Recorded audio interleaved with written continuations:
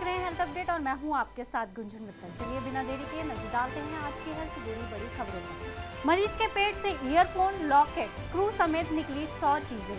3 घंटे तक चला ऑपरेशन। पंजाब के मोगा से एक हैरान कर देने वाला मामला सामने आया है, जहां 40 साल के शख्स के पेट से ऑपरेशन के दौरान कई तरह के सामान निकले हैं।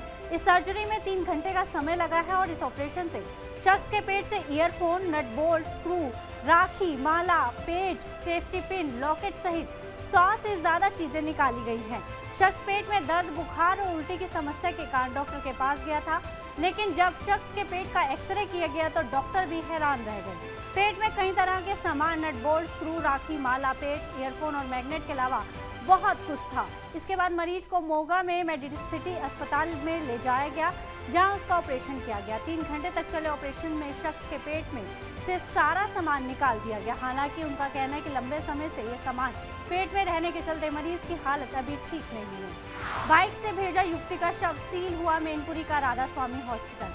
मैनपुरी निवासी युवती की तबीयत बिगड़ने के कारण परिजन युवती को लेकर करहल रोड स्थित राधा स्वामी हॉस्पिटल पहुंचे, जहां इलाज के दौरान युवती की मौत हो गई। मौत के बाद अस्पताल कर्मचारियों ने शव परिजनों की बाइक पर रख दिया। परिजन शव को मोटरसाइकिल से लेकर घर पहुंचे। शव वाहन उपलब्ध न कराने और अस्पताल का इस तरह के व्यवहार के मामले का वीडियो सोशल मीडिया पर अब वायरल हो गया है। अब जब इस मामले की जानकारी उप मुख्यमंत्री ब्रजेश पाठक को हुई तो उन्होंने सख्त नाराजगी जताते हुए इस अस्पताल का लाइसेंस निलंबित करने के निर्देश दिए हैं। वहीं जांच के बाद अस्पताल को सील कर दिया गया है। अब इस मामले की आगे की जांच के लिए अपर मुख्य चिकित्सा अधिकारी की अध्यक्षता में 2 सदस्यीय जांच कमेटी बनाई गई है। ये एक हफ्ते में अपनी रिपोर्ट देगी। आगे इस अस्पताल का लाइसेंस भी रद्द किया जा सकता है।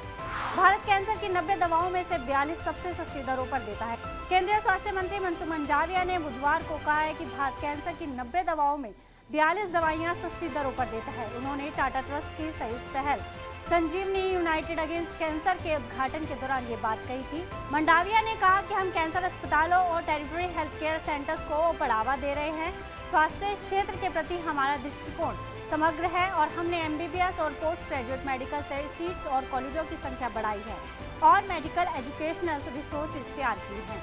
Ayushman Bharat health infrastructure mission इस दिशा में काम कर रहा है। उन्होंने कहा कि स्वास्थ्य कभी भी कोई राजनीतिक विषय या वाणिज्यिक विषय नहीं हो सकता है, ये भारत के लिए सेवा की बात है। मोहाली इंस्टीट्यूट में जल्द मिलेगी लीवर ट्रांसप्लांट की सुविधा। पंजाब के स्वास्थ्य एवं परिवार कल्याण मंत्री डॉक्टर बलबीर सिंह ने बुधवार को कहा कि जल्द ही राज्य के लोग फर्स्ट क्लास मेडिकल केयर का लाभ उठा सकेंगे।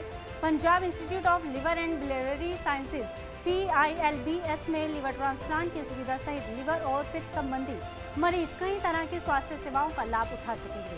पंजाब सिविल सचिवालय में PILBS के गवर्निंग बॉडी की पहली बैठक की अध्यक्षता करते हुए स्वास्थ्य मंत्री ने PILBS में एक अत्याधुनिक निदान और प्रबंधन सुविधा स्थापित करने के लिए हरी झंडी दे दी है।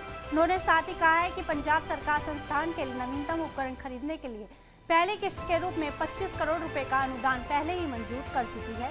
डॉक्टर बलबीर सिंह ने कहा कि संस्थान में OPD सेवाएं पहले से ही प्रदान की जा रही है और इस नवंबर तक यह सुविधा पूरी तरह कार्यात्मक होने की उम्मीद है। डॉक्टर बलबीर सिंह ने कहा लोग इस संस्थान में लीवर ट्रांसप्लांट प्रोसीजर का भी लाभ उठा सकेंगे। असम के राज्यपाल ने स्वास्थ्य एवं परिवार कल्याण विभाग की योजनाओं की समीक्षा की। असम के राज्यपाल गुलाब चंद कटारिया ने गुरुवार को स्वास्थ्य और परिवार कल्याण विभाग और चिकित्सा शिक्षा और अनुसंधान विभाग की गतिविधियों और विभिन्न योजनाओं की समीक्षा की। स्वास्थ्य एवं परिवार कल्याण मंत्री केशव महंत भी यहां राज्य भवन में समीक्षा के दौरान मौजूद थे।